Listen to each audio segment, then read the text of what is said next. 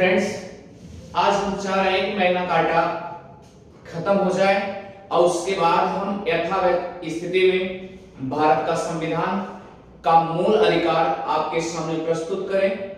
Main बात तो ये है कि मैग्ना कार्टा इतना दिन क्यों चला, क्योंकि आप ये जानते हैं कि मैग्ना कार्टा ही हमारे भारतीय संविधान के मूल अधिकार का जड़ है और इसीलिए भारतीय संविधान में मूल अधिकार को मैग्ना कार्टा कहा जाता है। प्यारे, पहली चीज तो आप यह ध्यान दीजिएगा कि अगर आपसे पूछ लिया जाए कि भारतीय संविधान में मूल अधिकार को क्या कहा जाता है तो मैग्ना कार्टा कहा जाता है।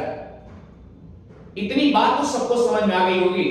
दूसरी बात यह है कि मैग्ना कार्टा आज खत्म हो जाएगा और दूसरी चीज, कल से जब भी चलेगा संविधान तो मूल अधिकार आपको सीक्वेंस बाय सीक्वेंस आपको समझा दिया जाएगा प्यारे।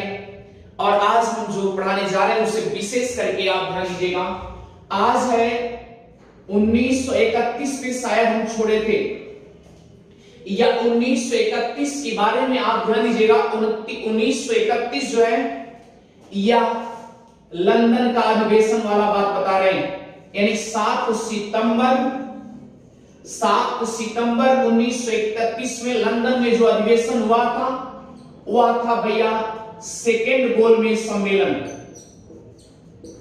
सेकेंड गोलमेज सम्मेलन, यही डीपली पढ़ लो।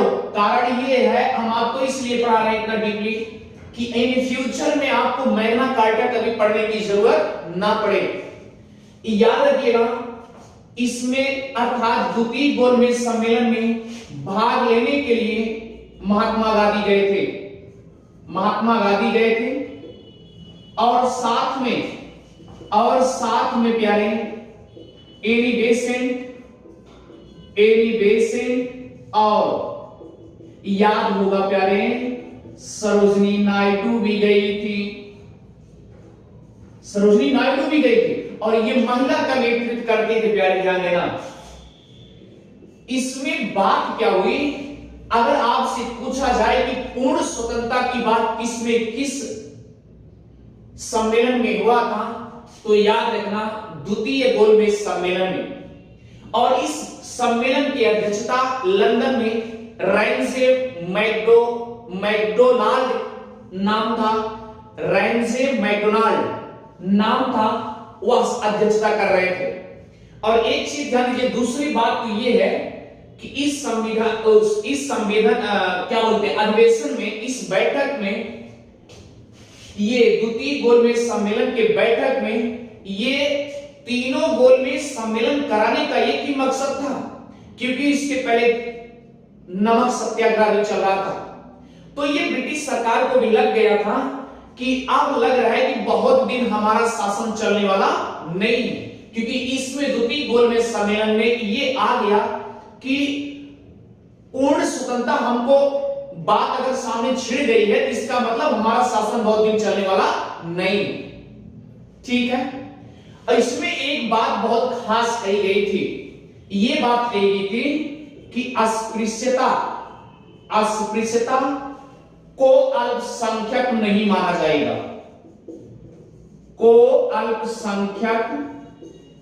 नहीं माना जाएगा। वेरी वेरी इंपॉर्टेंट है प्यारे। अल्पसंख्यक को क्या नहीं माना जाएगा, अस्पृश्यता को अल्पसंख्यक नहीं माना जाएगा। ये और आप अपने भारतीय संविधान में अस्पृश्यता पढ़ते हैं प्यारे, वह क्या है, आर्टिकल 17। क्या है, आर्टिकल 17 जो भारतीय संविधान में आप पढ़ते हैं। भारतीय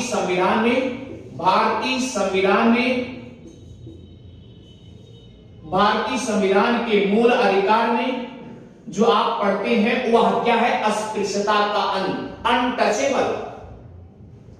यानी अस्पृश्यता क्या है, आप ये समझ लीजिए कि छुआछूत जिसे कहते हैं, वही छुआछूत, इसको खत्म करने की बात की गई थी। अगर आपसे पूछा जाएगा कि अस्पृश्यता को अल्पसंख्यक नहीं माना जाएगा, और याद रखना प्यारे, अस्पृश्यता को जब अल्पसंख्यक नहीं माना जाएगा तो माना क्या जाएगा, वहां पर एक वर्ड आया था हिंदू। क्या मानेंगे, हिंदू मानेंगे। बात समझ में आ रही है ना। और यही भारतीय संविधान में प्यारे, यही भारतीय संविधान के अर्थात यही भारतीय संविधान के मूल अधिकार में आपको एक अनुच्छेद मिलेगा प्यारे 30। वहां पर अल्पसंख्यक की बात की गई,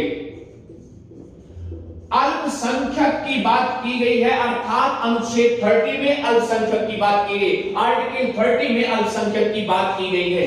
और याद रखना प्यारे, और याद रखना, अल्पसंख्यक केवल अगर माना जाएगा तो भाषा और धर्म के आधार पे माना जाएगा प्यारे, ना कोई जात और ना जनसंख्या की वहां बात ही नहीं है कि कम जनसंख्या होगी तो उसको अल्पसंख्यक मान लेंगे, ऐसा कुछ लिखा है क्या, नहीं लिखा है। यही सब आप देखिए, यानी कि ये जो आपके सम्मेलनों में जो बात हुई थी प्यारे, यही सब आपके सामने रखे जा रहे हैं। और ये बताया गया आर्टिकल 30 में कि अल्पसंख्यक की बात की गई है, और किस बात पे, अल्पसंख्यक किसको माना जाएगा, जिसके पास भाषा, यानी अल्पसंख्यक उसे माना जाएगा भाषा और धर्म के आधार पे ही, भाषा और धर्म के आधार पर अल्पसंख्यक माना जाएगा। और यही जो भाषा और धर्म है, अर्थात उसे भी हिंदू मान लिया जाएगा। इसी में ये बात कही गई थी। डीपली आप पढ़िए थोड़ा। तो यही भारतीय संविधान, हमने ये बता दिया कि अस्पृश्यता को अल्पसंख्यक नहीं माना जाएगा, और माना क्या जाएगा, वह हिंदू है, वो अभी तो हिंदू है भाई। कोई जातीयत तो होगी, कोई है तो इंसान है ना। अगर वो इंसान है तो उसे आप हिंदू मान चलो ना। यहां पर अल्पसंख्यक और ये अछूत, ये सब बातें कहां से आ गई, तो यही सब बात की गई थी। और एनी बेसेंट का ये सरोजिनी नायडू ये केवल सर्वजन हिताय की बात कर रहे थे, यानी सभी जनता के हित हो। इनका एक ही मकसद था कि हमें स्वतंत्रता मिल जाए और सभी जनता का भी हित हो जाएगा इसमें, और सभी जनता अपने आप में हित करेगी, एक दूसरे के हित करेगी और दूसरा हित हो जाएगा। ये एनी बेसेंट और सरोजिनी नायडू का भी लक्ष्य था, और विशेष करके ये महिलाओं के लिए बात करते थे।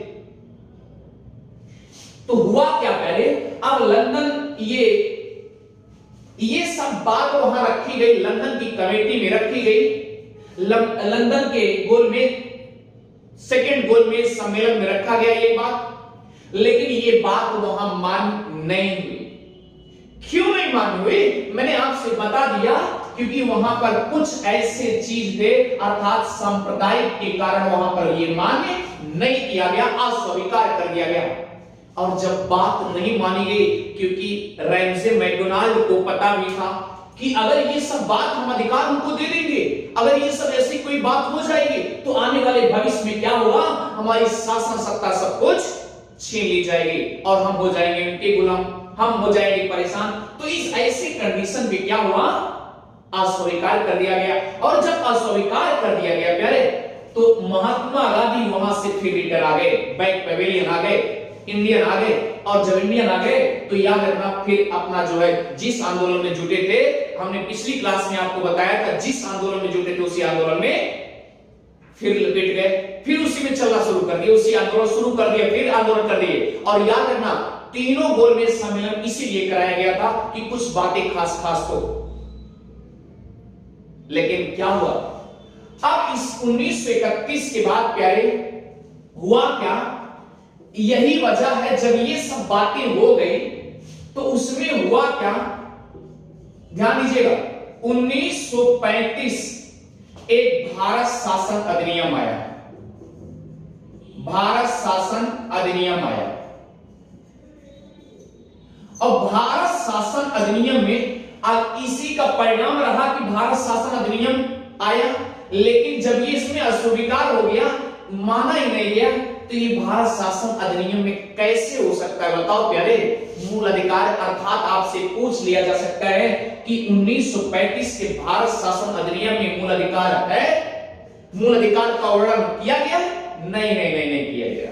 तो प्यारे अब आगे चलिए, आगे चलते हैं। फिर प्रश्न उठता है 1935 में नहीं हुआ, तब याद रखिएगा प्यारे हुआ क्या? 1945 में। अर्थात आप ये ध्यान दीजिएगा कि जब ये सब होने के बाद अर्थात 1935 में भी नहीं हुआ, तो ये तीनों गोलमेज सम्मेलन हुए थे, तीनों गोलमेज सम्मेलन हुए थे। तीनों गोलमेज सम्मेलन के बाद जब द्वितीय गोलमेज सम्मेलन में भी अस्वीकार कर दिया गया, तृतीय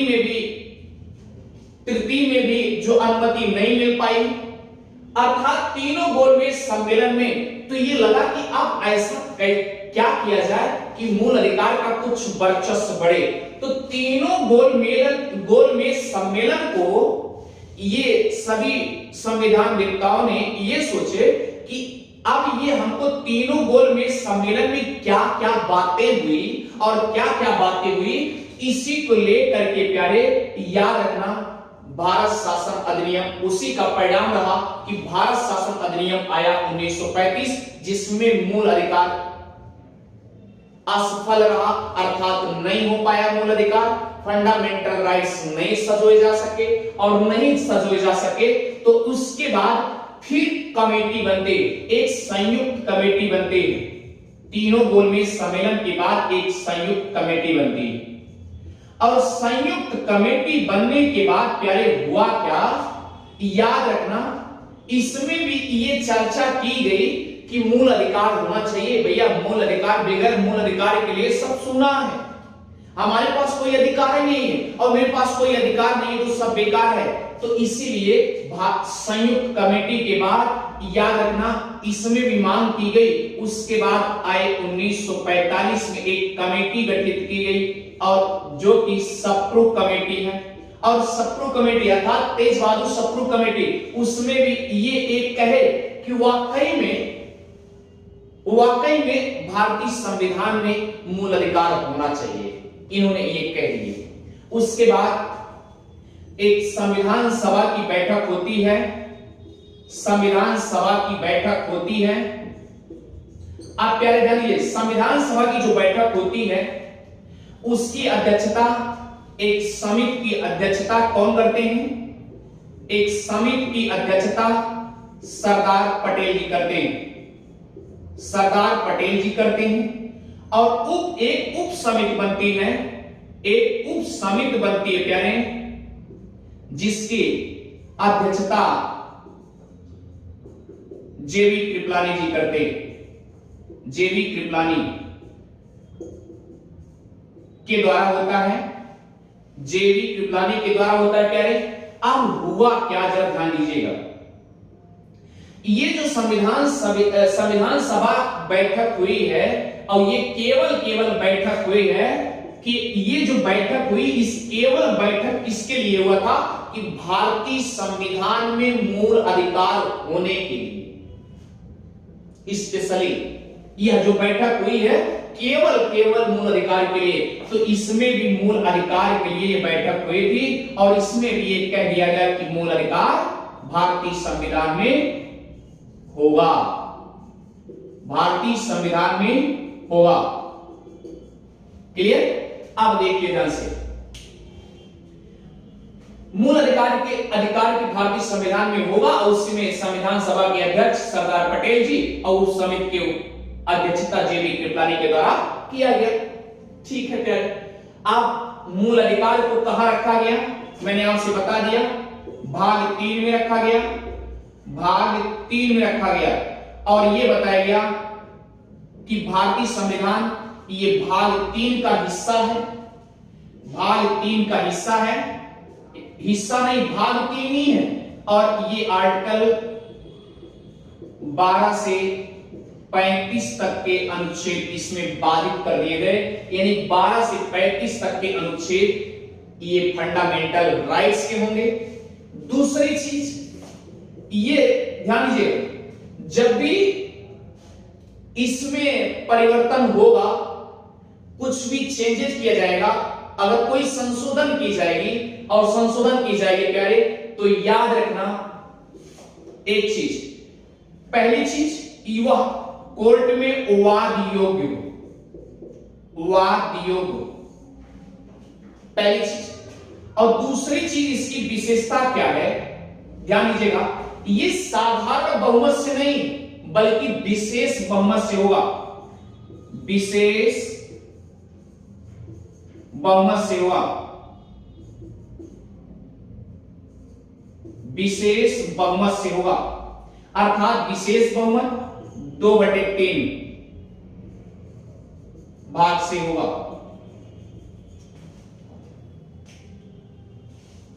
संसद के दोनों सदनों से मिला करके, अर्थात साधारण बहुमत से नहीं, साधारण बहुमत से नहीं, ये भी ध्यान दीजिएगा, ये विशेष बहुमत से होगा, ठीक है। और दूसरी क्वालिटी क्या है प्यारे, दूसरी क्वालिटी क्या है इसकी, इसकी दूसरी क्वालिटी ये है कि मूल अधिकार का हनन होने के बाद, हनन मतलब समझ रहे हैं ना, यानी भैया मूल मतलब जड़, और पूरे संविधान का जब जड़, हमारा अधिकार जो अधिकार जड़ है, और जब उसका हनन होगा तो हम ये नहीं कर सकते कि हम पहले जिला न्यायालय में चले, उसके बाद कहां चले, हाई कोर्ट वाले में चले, फिर सुप्रीम कोर्ट चले, ऐसा नहीं। मूल अधिकार का हनन होने के बाद, याद रखिएगा, मूल अधिकार का हनन होने के बाद, आप डायरेक्ट कहां जा सकते हैं, supreme court,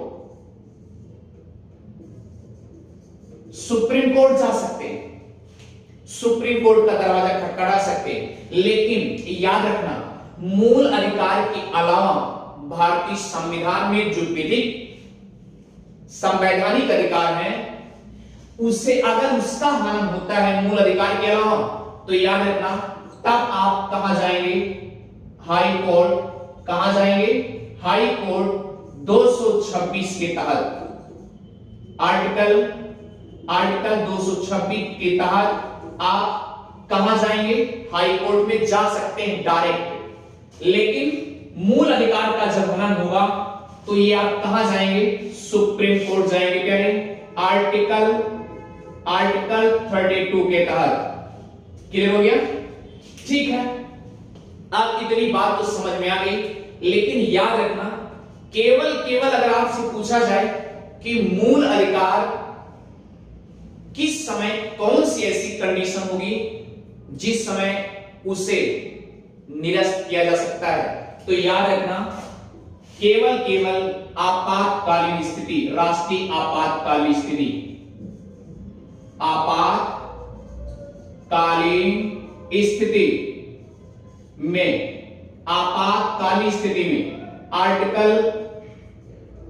article 359 very important है, मोस्ट इंपॉर्टेंट प्यारे। तो याद रखिएगा, मूल अधिकार का हनन होने के बाद आप कहां जाएंगे, सुप्रीम कोर्ट जाएंगे, आर्टिकल 32 के तहत। अब आप ध्यान दीजिएगा, जैसे मान लीजिए कभी हम पास पड़ोस में झगड़ा कर लेते हैं, कुछ न कुछ हमारा क्या होता है, जो हमारे घर में अधिपत्य है, अधिकार है, वो सब क्या करते हैं, प्रताड़ित करते हैं, अगल बगल परेशान करते हैं। तो आप ये देखिए, तब आप कहां जाते हैं, जिला न्यायालय जाते हैं, फिर उसके बाद कहां जाते हैं, हाई कोर्ट जाते हैं, फिर कहां जाते हैं, सुप्रीम कोर्ट जाते हैं। तो इसमें काफी टाइम लग जाता है। लेकिन अब आप ध्यान दीजिए, अगर मूल अधिकार में जो राइट्स दिए गए हैं, अगर उसका उस अधिकार का हनन होगा, तो आप ये जिला न्यायालय जब तक जाएंगे, हाई कोर्ट जाएंगे, तब और सुप्रीम कोर्ट जाएंगे, तब तक तो टाइम काफी हो जाएगा। लेकिन इसमें बताया गया, तो इसमें ये बताया गया कि अगर मूल अधिकार का हनन हो रहा है, तो आप जिला न्यायालय और हाई कोर्ट ना जाकर के, बल्कि आप सुप्रीम कोर्ट डायरेक्ट चले जाओ, तो वो सुप्रीम कोर्ट डायरेक्ट जा सकते हैं। क्लियर। अगर मूल अधिकार के अलावा संविधान में जो अधिकार है, अगर उसका हनन होता है, तो प्यारे ध्यान दीजिएगा, आप हाई कोर्ट जाएंगे, अर्थात 226 के तहत जाएंगे प्यारे। तो अब ये समझ में आ गया होगा अब ये भाग 3 और आर्टिकल 12 से 35 से लेकर के आपके भारतीय संविधान में मूल अधिकार रखा गया है। और हम चाह रहे हैं कि मूल अधिकार कल की क्लास में बहुत बेहतरीन होगा, यानी मूल अधिकार अब जो भी क्लास होंगी सब बेहतरीन होंगी और आप इसे अच्छे से आप तैयार कर लीजिएगा कि मूल अधिकार जो है, मूल अधिकार ये आपको मैग्ना कार्टा का रूप ही है। यही समझिए कि जो भी इसमें जो भी जितनी भी बातें कही गई हैं मैग्ना कार्टा में ही मिलेगा। और दूसरी चीज, मैग्ना कार्टा मैंने बताया कि लगभग 4000 शब्द हैं उसमें, ये बता दिए। और ये भी बताया कि मैग्ना कार्टा आज भी सजो के रखा गया है। क्लियर? दूसरी चीज, इसीलिए भारतीय संविधान में मूल अधिकार को मैग्ना कार्टा कहा जाता है।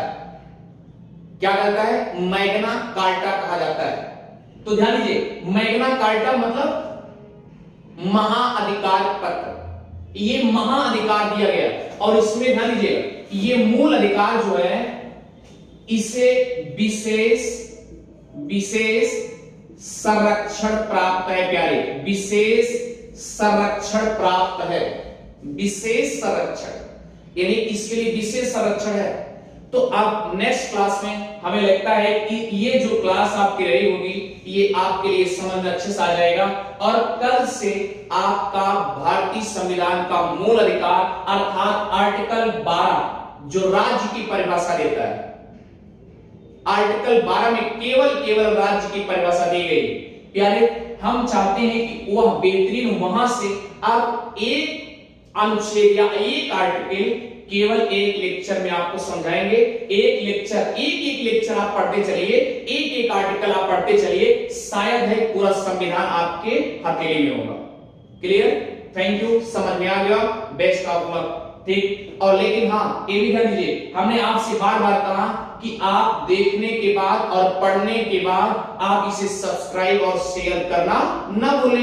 मैं बार बार कहा, तो वह चैनल का नाम क्या है? विनोद जीएस गुरु चैनल। आप सब्सक्राइब भी करें और शेयर भी करें। थैंक यू, ये समझ में आ गया होगा प्यारे। और कल आपकी क्लास जो होगी वह क्या होगी? याद रखिएगा, फंडामेंटल राइट्स 12 अर्थात भाग 3 आपको समझाया जाएगा। और उसके बाद मॉडर्न हिस्ट्री की पहली क्लास आपकी होगी अच्छे से, यानी पुर्तगालियों का आगमन या आप यूरोपियों का आगमन। तो ये आपको डीपली बहुत अच्छे समझाया जाएगा।